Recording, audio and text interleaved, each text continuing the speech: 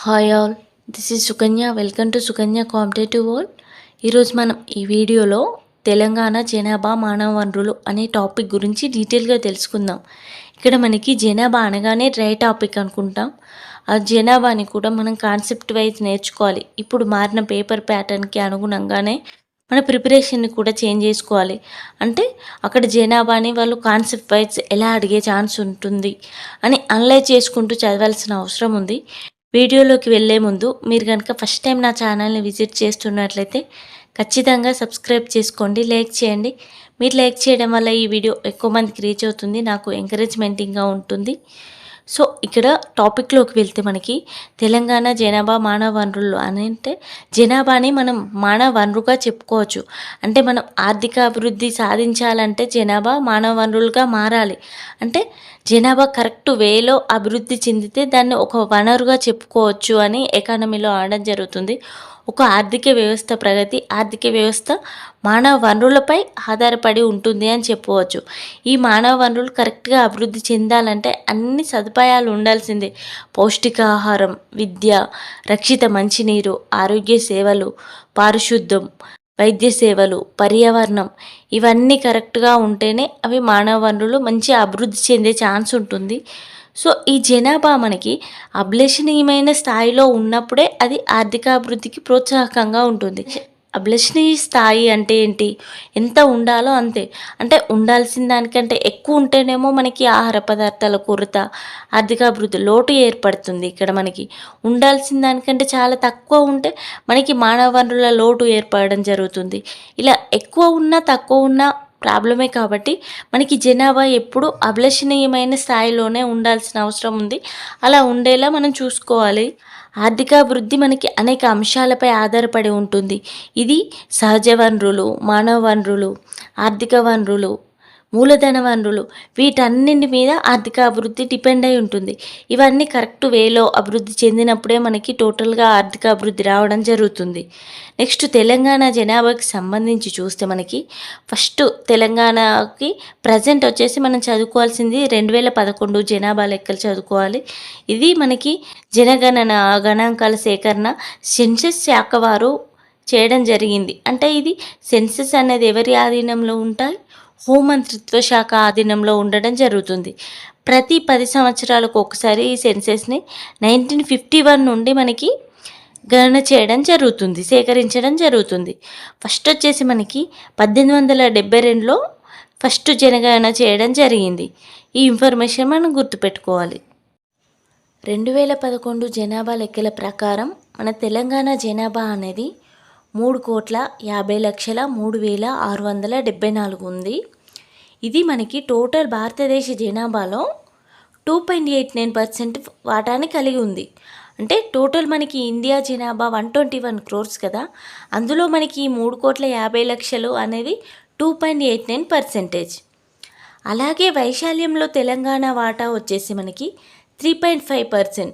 మన తెలంగాణ వైశాల్యం ఎంత? 112,072 చదరపు కిలోమీటర్స్ కదా. ఇది మనకి టోటల్ భారతదేశంలో 3.5% ఉంటుంది. నెక్స్ట్ అలాగే దేశ జీడిపిలో తెలంగాణ వాటా రీసెంట్గా 2023-24 ఎకనామిక్ సర్వే ప్రకారం 5% వాటాని కలిగి ఉంది జీడిపిలో. మనకి దశాబ్ద జనాభా ప్రకారం జనాభా ఎంత ఉంది, దశాబ్ద జనాభా వృద్ధి రేట్లు ఎంత ఉన్నాయని చూస్తే ఇక్కడ మనకి 1961 నుండి డాటా చూద్దాం. 1961 వచ్చేసి 1.27 crores, 1971 వచ్చేసి 1.58, 1981 2.02, 1991 2.61, 2001 3.10 కోట్లు, 2011 వచ్చేసి 3.50 కోట్లు. ఇక్కడ మనకి 1961 నుండి 2011 వరకు జనాభా అనేది కంటిన్యూస్గా పెరుగుతూనే వస్తుంది. మనకి ఎక్కడ తరుగుదల అనేది లేదు. సో ఇక్కడ మనం గుర్తుపెట్టుకోవాల్సింది ఏంటి? 1961 నుండి 2011 వరకు జనాభా అనేది పెరుగుదల రేటును చూపిస్తుంది. నెక్స్ట్ మనకి దశాబ్ద వృద్ధి రేటు అనేది చూద్దాం. అసలు మనకి దశాబ్ద వృద్ధి రేటు అంటే ఏంటి? అంటే ఇప్పుడు 1961 నుండి 1971 వరకు 10 years కదా. ఈ 10 yearsకి ఎంత శాతం వృద్ధిని కలిగి ఉంది చెప్పడాన్ని దశాబ్ద వృద్ధి రేటు అనడం జరుగుతుంది. మనకి 1961 వచ్చేసి 16.5%, 1971 వచ్చేసి 24.6%, 1981 వచ్చేసి 27.6%, 1981 వచ్చేసి 29.3%, 2001 వచ్చేసి 18.8%, 2011 వచ్చేసి మనకి 13.6%. ఇక్కడ మనం ఫస్ట్ గుర్తుపెట్టుకోవాల్సింది ప్రజెంట్ 2011 సెన్సెస్ ప్రజెంట్ కాబట్టి 13.6% దశాబ్ద వృద్ధి రేటును కలిగి ఉంది. జనాభా వచ్చేసి మనకి 3.50 కోట్లు. ఇందులో మనకి అన్నింటికంటే చాలా ఎక్కువ వృద్ధి రేటును కనిపించింది వచ్చేసి 1991 వరకు 29.3%. ఇక్కడ మనం గుర్తుపెట్టుకోవాల్సింది 1961 నుండి కంటిన్యూగా 1991 వరకు దశాబ్ద వృద్ధి రేటు అనేది పెరుగుతూనే వస్తుంది. ఇక్కడ నుండి 16, 24, 27, 29 ఇక్కడ నుండి ఇక్కడి వరకు పెరుగుతూ వస్తుంది. తర్వాత 1991 తర్వాత మనకి తగ్గడం స్టార్ట్ అయింది. 29 నుండి 18కి వచ్చింది, 18 నుండి 13కి వచ్చింది. ఇక్కడ మనం గుర్తుపెట్టుకోవాల్సింది వచ్చేసి మనకి 1961 నుండి 91 వరకు పెరుగుదల రేటును చూపిస్తుంది. తర్వాత మనకి తరుగుదల రేటును చూపిస్తుంది. 2001 నుండి మనకి ఇక్కడ తగ్గింది. 1991 తర్వాత 2001కి తగ్గింది, మళ్ళీ 2001 నుండి 2011కి తగ్గింది, ఇక్కడ నుండి ఇక్కడికి పెరిగింది. హైయెస్ట్ గ్రోత్ రేట్ వచ్చేసి మనకి 1991లో. ఇది మనం గుర్తుపెట్టుకోవాలి. మెయిన్గా స్టేట్మెంట్ వైజ్ ఎలా గుర్తుపెట్టుకుంటాం, మళ్ళీ 1961 నుండి 1991 వరకు వరుసగా దశాబ్ద వృద్ధి రేటు అనేది పెరుగుతూ వస్తుంది. ఆఫ్టర్ 1991 తర్వాత దశాబ్ద వృద్ధి రేటు అనేది తగ్గుతూ వస్తుంది. ఇంకా చూస్తే మనకి 1961 1.27 కోట్లు ఉన్న జనాభా 2011 నాటికి 3.50 కోట్లకు చేరింది. అంటే దాదాపు 3 రెట్లు చేరిందని చెప్పవచ్చు. మనకి ఒకప్పుడు 1.27 ఉన్నది, ఇప్పుడు మనకి 3.50 గ్రోత్ అనేది మనకి 3 రెట్లు కలిగి ఉంది అని చెప్పవచ్చు సుమారుగా. నెక్స్ట్ 1961 నుండి 1991 వరకు జనాభా స్పష్టమైన పెరుగుదలను చూపించడం జరుగుతుంది. వార్షిక జనాభా వృద్ధి రేటు చూద్దాం. వార్షిక జనాభా వృద్ధి రేటు అంటే ఏంటి? ఒక సంవత్సరంలో ఎంత శాతం జనాభా పెరిగింది అనే దాన్ని జనాభా వార్షిక వృద్ధి రేటు తెలియజేయడం జరుగుతుంది మనకి. ఇక్కడ మనకి వార్షిక జనాభా చూద్దాం. 1951 నుండి 61, 61 నుండి 71, 71 నుండి 81, 81 నుండి 91, 91 నుండి 2000, 2001, 2001 టు 2011. ఇక్కడ మనకి 1951లో వచ్చేసి వార్షిక జనాభా వృద్ధి రేటు అంటే ఈ 10 సంవత్సరాల్లో ఒక్కొక్క సంవత్సరానికి సగటున ఎంత వార్షిక వృద్ధి రేటుని కలిగి ఉంది? 1.7%. తర్వాత 1961లో వచ్చేసి 2.2%, 1971, 81కి వచ్చేసి 2.5%, 1981, 91కి వచ్చేసి 2.6%, 1991 నుండి 2001 వరకు 1.7% దశాబ్ద వృద్ధి రేటును కలిగి ఉంది. 2001, 2011 ప్రకారం 1.4% దశాబ్ద వృద్ధి రేటును కలిగి ఉంది. ఇక్కడ మనకి హైయెస్ట్ వచ్చేసి 1981, 91 ఎక్కువ వార్షిక జనాభా వృద్ధి రేటుని కలిగి ఉంది. ఇది ఒకటి గుర్తుపెట్టుకోవాలి. 2.6 ఉంది కాబట్టి 2.6 గుర్తుపెట్టుకోవడం కంటే మనకి ఎక్కువ, అన్నింటికంటే ఎక్కువ వార్షిక వృద్ధి రేటుని కలిగి ఉంది. ఇందులో కూడా మనకి 91 నుండి కంటిన్యూగా 1991 వరకు కంటిన్యూగా వార్షిక జనాభా వృద్ధి రేటు అనేది పెరుగుతూనే ఉంది. 1.7 అయింది, 2.2, 2.5, 2.6 కంటిన్యూగా పెరుగుదల రేటుని మనకి చూపిస్తుంది. ఆఫ్టర్ 1991 తర్వాత మనకి కంటిన్యూగా తగ్గుతూ వస్తుంది. 2.6 ఉన్న వార్షిక వృద్ధి రేటు 1.7కి వచ్చింది, 1.7 నుండి మనకి 1.4కి వచ్చింది. సో మనకి ఇక్కడ తరుగుదలని చూపిస్తుంది. ఇక్కడ ఫస్ట్ వచ్చేసి మనకి పెరిగింది, కంటిన్యూస్గా పెరిగింది, తర్వాత తగ్గుతూ ఉంది. ఇక్కడ హైయెస్ట్ వచ్చేసి 1981, 91. ఇది మనం గుర్తుపెట్టుకోవాలి. నెక్స్ట్ గ్రామీణ పట్టణ జనాభా ఎంత ఉంది అనేసి చూద్దాం. మనకి టోటల్ మనకి 3,50,00,000 జనాభా కదా సుమారుగా. అందులో మనకి గ్రామీణ జనాభా వచ్చేసి 61.1%, పట్టణ జనాభా వచ్చేసి మనకి 38.90%. ఇందులో మనకి జనాభా వైజ్గా చూస్తే మనకి గ్రామీణ జనాభా 2,13,95,009 జనాభాను కలిగి ఉంది. అదే పట్టణ జనాభా అయితే మనకి సుమారుగా 1,36,08,000 ఉండడం జరిగింది. మనకి ఇక్కడ పర్సెంటేజ్ అనేది ఇంపార్టెంట్. మేజర్గా గ్రామాల్లో జనాభా వచ్చేసి 61.1%, పట్టణ జనాభా వచ్చేసి 38.90%. జిల్లాల వైజ్గా చూస్తే మనకి ఎక్కువ గ్రామీణ జనాభాని కలిగిన జిల్లాలు, తక్కువ గ్రామీణ జనాభాని కలిగిన జిల్లాలు చూద్దాం. ఇక్కడ మనకి ములుగు అనేది ఎక్కువ గ్రామీణ జనాభాని 96% గ్రామీణ జనాభాని కలిగి ఉంది. నెక్స్ట్ నారాయణపేట్, తర్వాత మెదక్, తర్వాత మహబూబాబాద్, జయశంకర్, భూపాలపల్లి. అంటే ఫస్ట్ మనకి ములుగు అనేది ఎక్కువ గ్రామాల్లో నివసించడం జరిగింది. ములుగు, నారాయణపేట్, మెదక్, మహబూబాబాద్, జయశంకర్. గుర్తుపెట్టుకోవాల్సిందే ఆర్డర్.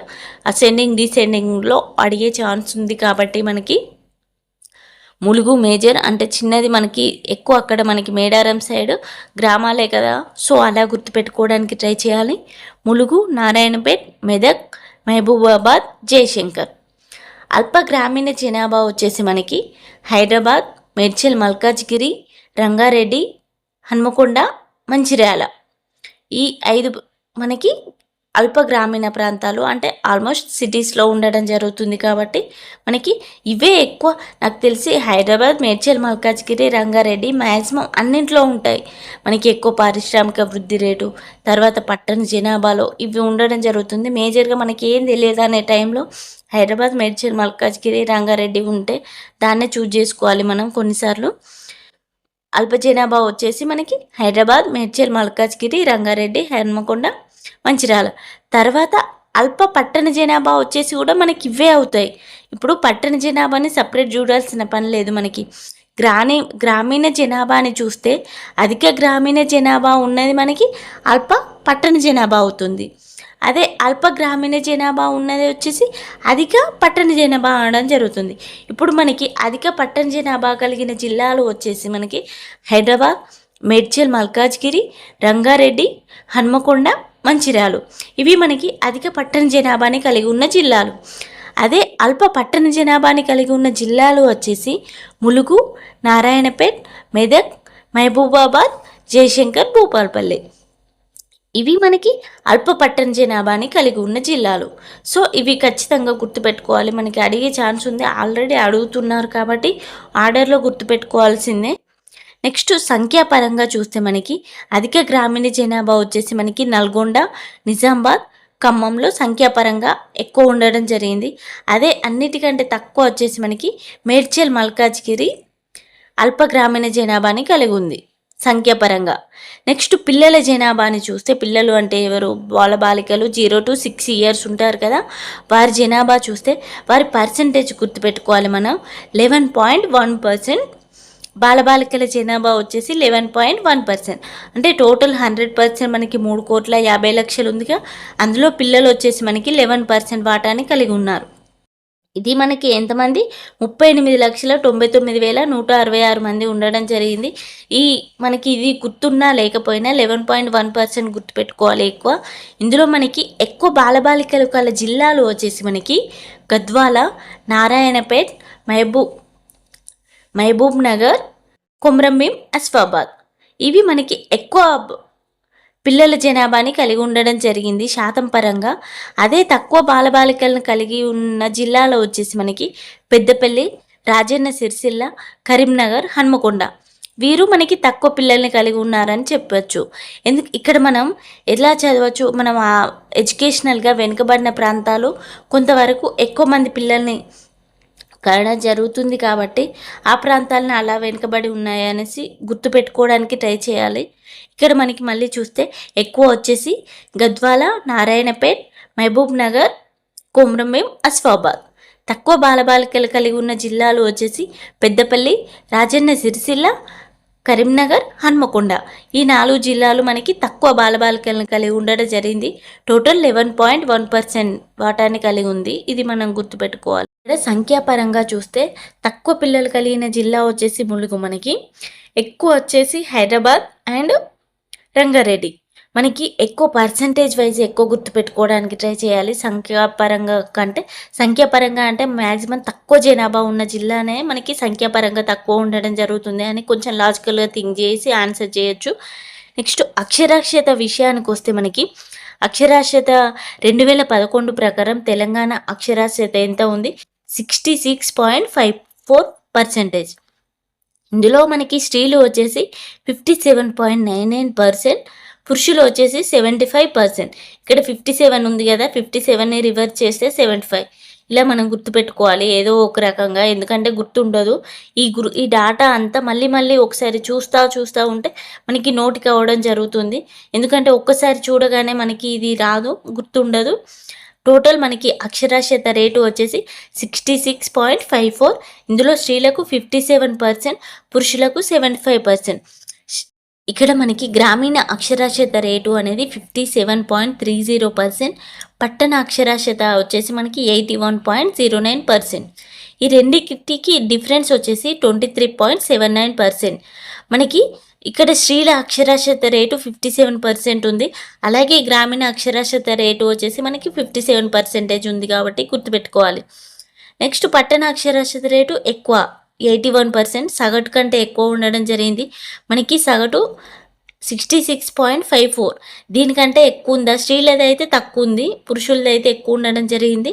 గ్రామీణది వచ్చేసి 57.81. రెండింటికి డిఫరెన్స్ వచ్చేసి 23.79 ఉండడం జరిగింది, అంటే అతి ఎక్కువ ఉండడం జరిగింది. ఇక్కడ మనకి అసమానతలు వస్తున్నాయి కాబట్టి ఇలా చెప్పుకోవచ్చు మనం. అధిక అక్షరాస్యత కలిగిన జిల్లాలు వచ్చేసి మనకి హైదరాబాద్, మేడ్చల్, మల్కాజ్గిరి, హన్మకొండ, రంగారెడ్డి. మనకి మ్యాక్సిమం దేనిలో అయినా అభివృద్ధి పరంగా చూస్తే హైదరాబాద్, మేడ్చల్, మల్కాజ్గిరి, రంగారెడ్డి, హన్మకొండను ఉండడం జరుగుతుంది. అలా మనం గుర్తుపెట్టుకోవడానికి ట్రై చేయాలి. మనకి హైదరాబాద్ ఫస్ట్ ఎక్కువ అక్షరాస్యత 83% అక్షరాస్యత కలిగి ఉంది. మేడ్చల్, మల్కాజ్గిరి వచ్చేసి 82%, తర్వాత హన్మకొండ 76, రంగారెడ్డి వచ్చేసి 71%. తక్కువ అక్షరాస్యత కలిగిన జిల్లాలు వచ్చేసి మనకి జోగులాంబ, గద్వాల 49% ఉండడం జరిగింది. నారాయణపేట, నాగర్ కర్నూల్ మనం నోటీస్ చేస్తే మనకి మహబూబ్ నగర్ ఒక రకంగా వెనుకబడి ఉందని చెప్పవచ్చు. ఇక్కడ మనకి నెక్స్ట్ ఇందాక చూసాం కదా, పిల్లల జనాభాలో కూడా ఇవే ఉండడం జరిగింది మనకి. అలా మనం ఒక ప్లేస్ని చూస్తామంటే అది ఎందులో వస్తుంది అనేసి మనం లాజికల్గా థింక్ చేయడానికి ట్రై చేయాలి. టోటల్ డేటా చదివి గుర్తుపెట్టుకోవడం మన వల్ల కాదు కాబట్టి ఒక రకంగా ట్రిక్స్తో గుర్తుపెట్టుకోవాలి. ఇక్కడ ఎస్సీలో అక్షరాస్యత రేటు వచ్చేసి 58.90. ఇందులో ఫీమేల్ 49, మేల్ వచ్చేసి 68. ఎస్సీల అక్షరాస్యతలో టాప్ వచ్చేసి మనకి హైదరాబాద్, రంగారెడ్డి. డౌన్ వచ్చేసి అంటే అతి తక్కువ ఎస్సీ అక్షరాస్యత కలిగి ఉన్న జిల్లాలో వచ్చేసి మహబూబ్ నగర్, నిజామాబాద్. ఎక్కువ వచ్చేసి హైదరాబాద్, రంగారెడ్డి. ఇవి మనకి ఎక్కువ ఎస్సీ అక్షరాస్యతను కలిగి ఉండడం జరిగింది అని గుర్తుపెట్టుకోవాలి. మనకి యావరేజ్గా ఇక్కడ ఫస్ట్ ఎంత 66.54 అక్షరాస్యతను కలిగి ఉంది మన తెలంగాణ. ఇందులో మనకి స్త్రీలు 57, పురుషులు 75. గ్రామీణ వచ్చేసి 57.81. తర్వాత మనకి ఎస్సీలో వచ్చేసి 58.90%. ఇక్కడ నెక్స్ట్ ఎస్సీ చూస్తే మనకి ఎస్టీలలో అక్షరాస్యత 49.51%. అంటే అందరికంటే చాలా తక్కువ అక్షరాస్యత ఎస్టీలో ఉండడం జరిగింది. ఇందులో స్త్రీలు వచ్చేసి అతి తక్కువ 39%, పురుషులు వచ్చేసి 59%. ఇందులో ఎస్టీలలో అధిక అక్షరాస్యత కలిగిన జిల్లాలు వచ్చేసి హైదరాబాద్, రంగారెడ్డి. తక్కువ అక్షరాస్యత కలిగిన జిల్లాలో వచ్చేసి మహబూబ్ నగర్, మెదక్. ఎస్టీలలో అతి తక్కువ అక్షరాస్యత కలదు అని మనం దీని ప్రకారం గుర్తుపెట్టుకోవచ్చు. ఇక్కడ ఓవరాల్ చూస్తే మనకి అక్షరాస్యత టోటల్ 66.54%. ఇందులో మనకి ఫీమేల్స్ 57.9%, మేల్స్ 75.54%. రూరల్ అక్షరాస్యత చూస్తే 57%, అర్బన్ చూస్తే 81%. ఎస్సీ పరంగా చూస్తే 58.90%. ఇందులో ఫీమేల్స్ వచ్చేసి 49%, మేల్స్ వచ్చేసి 68%. ఎస్టీలకు చూస్తే మనకి అతి తక్కువ 49% ఉండడం జరిగింది ఎస్టీ అక్షరాస్యత. ఇందులో ఫీమేల్స్ అతి తక్కువ 39%, మేల్స్ వచ్చేసి 59%. ఇలా ఒక రకంగా ఒక దగ్గర వేసుకొని రాయడం వల్ల మనకి ఎక్కువ రివిజన్కి ఈజీ, ఇలా చూడగానే అన్నీ గుర్తుంటాయి, ఒకదానితో ఒకటి కంపేర్ చేయవచ్చు అనేసి. అతి ఎక్కువ వచ్చేసి మనకి పురుషుల్లో ఇక్కడ అర్బన్లో ఎక్కువ కలిగి ఉండడం జరిగింది. ఇలా మనం టోటల్ గుర్తుపెట్టుకోవచ్చు. నెక్స్ట్ మన సెక్స్ రేషియో చూద్దాం. స్త్రీ పురుష నిష్పత్తి అంటే 1000 మంది పురుషులకు ఎంతమంది స్త్రీలు ఉన్నారు అని తెలపడమే మనం స్త్రీ పురుష నిష్పత్తి ఆడడం జరుగుతుంది. మనకి 1951 నుండి చూస్తే 1951 980 మంది ఉండడం జరిగింది. 1961 వచ్చేసి 975 మంది, 1971 969, 1981 971, 1991 967, 2001 వచ్చేసి 971, 2011 వచ్చేసి 988. మనకి ఇప్పుడు ప్రజెంట్ 2011 జనాభా లెక్కల ప్రకారం స్త్రీ పురుష నిష్పత్తి ఎంత ఉంది? 988. అది మనకి భారతదేశ పరంగా చూస్తే భారతదేశం ఎంత కలిగి ఉంది? 943 ఉండడం జరుగుతుంది. దానికంటే మనకి జాతీయ సగటు కంటే మనకి తెలంగాణ ఎక్కువ స్త్రీ పురుష నిష్పత్తిని కలిగి ఉంది అని చెప్పవచ్చు. ఇక్కడ కంటిన్యూగా చూస్తే ఒకప్పుడు 1980 ఉంది, ఇప్పుడు 1988కి చేరింది. మధ్యలో కంటిన్యూగా ఇక్కడ తగ్గడం జరిగింది. తర్వాత మళ్ళీ మనకి 2011 వరకు పెరగడం జరిగింది. రాష్ట్రంలో 1981 వరకు సెక్స్ రేషియో పెరుగుతున్నది. 1991 నుంచి స్త్రీ పురుష నిష్పత్తి తగ్గడం జరుగుతుంది. ఇది మనం గుర్తుపెట్టుకోవాలి. నెక్స్ట్, అధిక సెక్స్ రేషియో కలిగిన జిల్లాలు, అల్ప సెక్స్ రేషియో కలిగిన జిల్లాలు. ఇక్కడ అధిక సెక్స్ రేషియో కలిగిన జిల్లాలో వచ్చేసి మనకి నిర్మల్, నిజామాబాద్, జగిత్యాల, కామారెడ్డి. అంటే నిర్మల్, నిజామాబాద్, జగిత్యాల, కామారెడ్డి ఆర్డర్ గుర్తుపెట్టుకోవాలి. నెక్స్ట్ అల్ప వచ్చేసి మనకి రంగారెడ్డి, హైదరాబాద్, మేడ్చల్, మల్కాజ్గిరి, వనపర్తి, సంగారెడ్డి. ఈ 5 ప్రాంతాలు మనకి అల్ప సెక్స్ రేషియోని కలిగి ఉన్నాయి. రంగారెడ్డి, హైదరాబాద్, మేడ్చల్, మల్కాజ్గిరి, వనపర్తి, సంగారెడ్డి. అదే ఎక్కువ వచ్చేసి మనకి నిర్మల్, నిజామాబాద్, జగిత్యాల, కామారెడ్డి.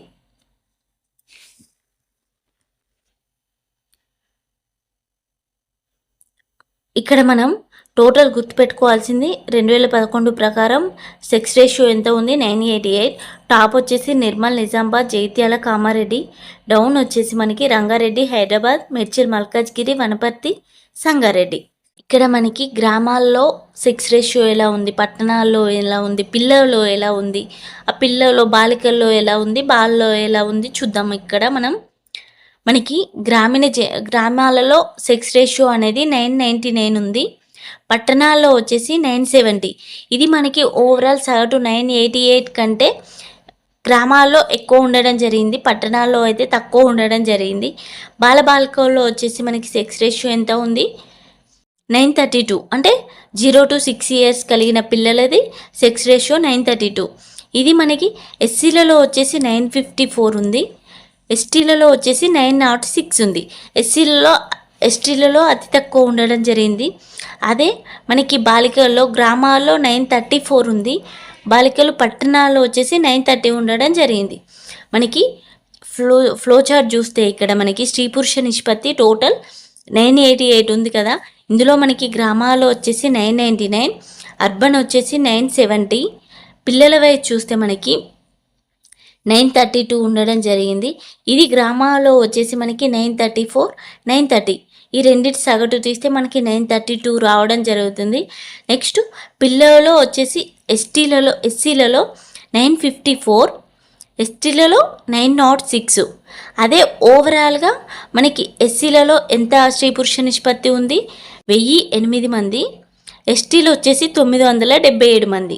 ఈ డాటా మనం గుర్తుపెట్టుకోవాల్సిందే ఖచ్చితంగా. ఫస్ట్ అయితే మేజర్ 988 గుర్తుపెట్టుకోవడానికి ట్రై చేయాలి ఎక్కువ. ఇక మిగతాది ఇదంతా ఓవరాల్గా ఐడియా కోసమైనా గుర్తుపెట్టుకోవాల్సిందే. బాలబాలికలు ఎక్కువ సెక్స్ రేషియో కలిగి ఉన్న జిల్లాలు, తక్కువ సెక్స్ రేషియో కలిగి ఉన్న జిల్లాలు చూద్దాం. ఇక్కడ ములుగు, భద్రాద్రి కొత్తగూడెం, సంగారెడ్డి, నిజామాబాద్, సిద్దిపేట. ఇవి మనకి సెక్స్ రేషియో పరంగా ఎక్కువ కలిగి ఉన్నాయి. అంటే ములుగు 1000 మందికి 971 మందిని కలిగి ఉంది, భద్రాద్రి 964, సంగారెడ్డి 955, నిజామాబాద్ 953, సిద్దిపేట. అదే అతి తక్కువ సెక్స్ రేషియోను కలిగి ఉన్న జిల్లాలో వచ్చేసి మహబూబాబాద్, వరంగల్, వనపర్తి, నాగర్ కర్నూల్, మంచిర్యాల. ఇవి అతి తక్కువ సెక్స్ రేషియోని కలిగి ఉండడం జరిగింది. జనసాంద్రత పరంగా చూస్తే జనసాంద్రత అంటే ఏంటి? మనకి ప్రతి చదరపు కిలోమీటర్కు సగటున ఎంతమంది నివసిస్తున్నారో సూచించే దాన్నే మనం జనసాంద్రత అనడం జరుగుతుంది. 2011 ప్రకారం జనసాంద్రత ఎంత? 312. గుర్తుపెట్టుకోవాల్సిందే. మనకి జనసాంద్రత ఎంత? 312. ఇక్కడ అధిక జనసాంద్రత కలిగిన జిల్లాలు అల్ప జనసాంద్రత కలిగిన జిల్లాలు. అధిక అనగానే అందరికీ ఐడియా ఉంటుంది. హైదరాబాద్, మేడ్చల్, మల్కాజ్గిరి, హన్మకొండ, రంగారెడ్డి, కరీంనగర్. ఇక్కడ చూస్తున్నారు కదా డాటా. ఆల్మోస్ట్ హైదరాబాద్, మల్కాజ్గిరి, హన్మకొండ, రంగారెడ్డి ఇవే ఉండడం జరుగుతుంది ప్రతి దాంట్లో. సో మనకి ఎలాంటి ఆన్సర్ తెలియదు అన్నప్పుడు ఈ ప్లేసెస్ చూసి హైదరాబాద్ టాప్లో ఉండేలా చూసి మనం ఆన్సర్ చేయాలి. తక్కువ జనసాంద్రత వచ్చేసి అన్నింట్లో ములుగు ఉండడం జరుగుతుంది. మ్యాక్సిమం ములుగుని కొంచెం ఐడియా పెట్టుకోవాలి మనం. ములుగు, కొమ్రంభీం, ఆసిఫాబాద్, నాగర్ కర్నూల్, జయశంకర్, భూపాలపల్లి, భద్రాద్రి, కొత్తగూడెం. ఇక్కడ శ్రామికుల గురించి చూస్తే శ్రామికులు అంటే ఎవరు? మనకి పనిచేసేవారు 15 నుండి 59 వరకు ఉన్న మేజర్గా వర్కర్స్ని మనకి శ్రామికులు అనడం జరుగుతుంది.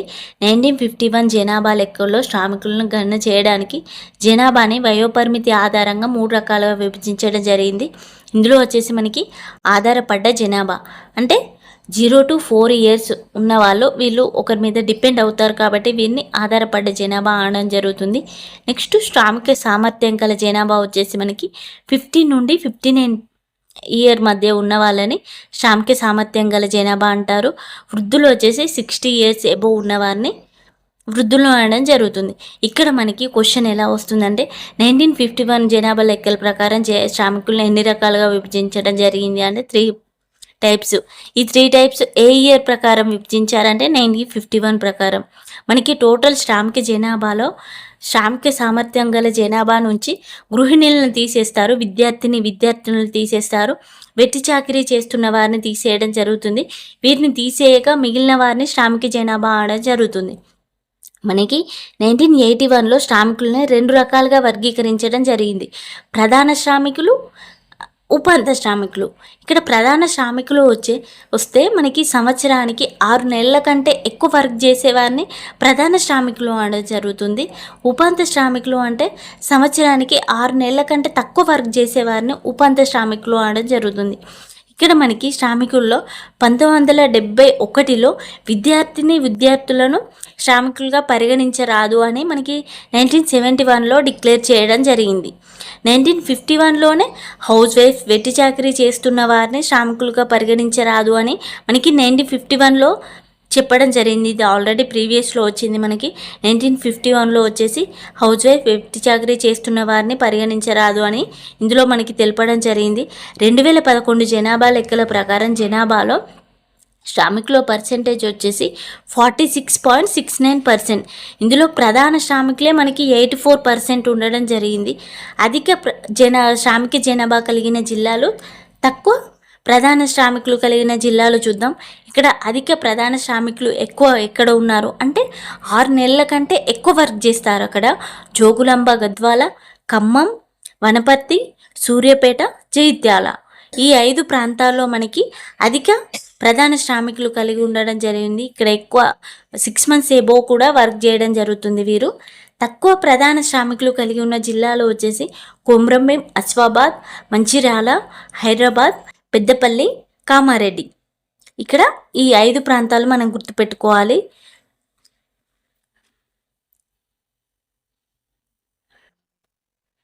నెక్స్ట్ వచ్చేసి మనకి ఉపాంత శ్రామికులు అంటే 6 నెలల కంటే తక్కువ పని చేస్తారు వీరు. ఉపాంత శ్రామికులు అంటే వీరు 6 నెలల కంటే తక్కువ పని చేయడం జరుగుతుంది. ఇందులో మనకి ఎక్కువ ఉపాధి శ్రామికులు కలిగిన జిల్లాలు వచ్చేసి కొమ్రంభీం, ఆసిఫాబాద్, మంచిర్యాల, హైదరాబాద్, పెద్దపల్లి, కామారెడ్డి.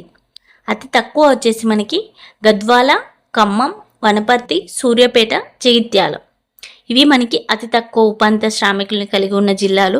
నెక్స్ట్ వ్యవసాయదారులకు చూస్తే మనకి 2011 జనాభా లెక్కల ప్రకారం ఆల్మోస్ట్ టోటల్ జనాభాలో 19.3% వ్యవసాయదారులు ఉండడం జరిగింది. 31 లక్షలు సుమారుగా.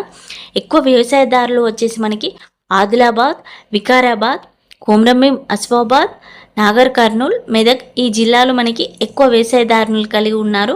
హైదరాబాద్, మేడ్చల్, మల్కాజ్గిరి, మంచిర్యాల, పెద్దపల్లి, ఖమ్మం అతి తక్కువ వ్యవసాయదారులు కలిగి ఉన్నారు. వ్యవసాయ కూలీల విషయానికి వస్తే మనకి ఆల్మోస్ట్ 36% వ్యవసాయ కూలీలు కలిగి ఉండడం జరిగింది. వ్యవసాయ కూలీలు 36.2%, ఆల్మోస్ట్ 59 lakhs అని చెప్పుకోవచ్చు. వ్యవసాయ కూలీలు ఎక్కువ ఉన్నారు వచ్చేసి వ్యవసాయ కూలీలు ఎక్కువ ఉన్న జిల్లాలు ములుగు, జయశంకర్ భూపాలపల్లి, ఖమ్మం, సూర్యాపేట, గద్వాల. వ్యవసాయ కూలీలు అతి తక్కువ ఉన్న జిల్లాలు వచ్చేసి హైదరాబాద్, మేడ్చల్ మల్కాజ్గిరి, రంగారెడ్డి, నిజామాబాద్, నిర్మల్. ఈ ప్రాంతాలు మనకి అతి తక్కువ వ్యవసాయ కూలీలు కలిగి ఉన్నారు. సో ఇది మ్యాక్సిమం జనాభా, మన తెలంగాణ జనాభాకి సంబంధించిన మ్యాక్సిమం ఇన్ఫర్మేషన్ అంతా కవర్ చేయడానికి ట్రై చేశాను. సో ఈ డేటా అంతా మనకి ఎలా గుర్తుంటుంది అంటే మనం ఎక్కువసార్లు రివైజ్ చేస్తూ ఉండాలి ఈ టాపింగ్. అప్పుడప్పుడు చూస్తూ ఉంటే ఇవన్నీ మనకి డిస్ట్రిక్ట్స్ నోటికి రావడం జరుగుతుంది. అందరికీ ఇప్పుడు నీకు హార్డ్ అనిపించింది, అందరికీ హార్డే.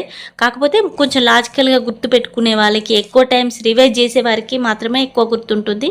నా కంటెంట్ కనుక యూస్ఫుల్ అనిపిస్తే ఖచ్చితంగా సబ్స్క్రైబ్ చేసుకోండి, లైక్ చేయండి. Thank you for watching.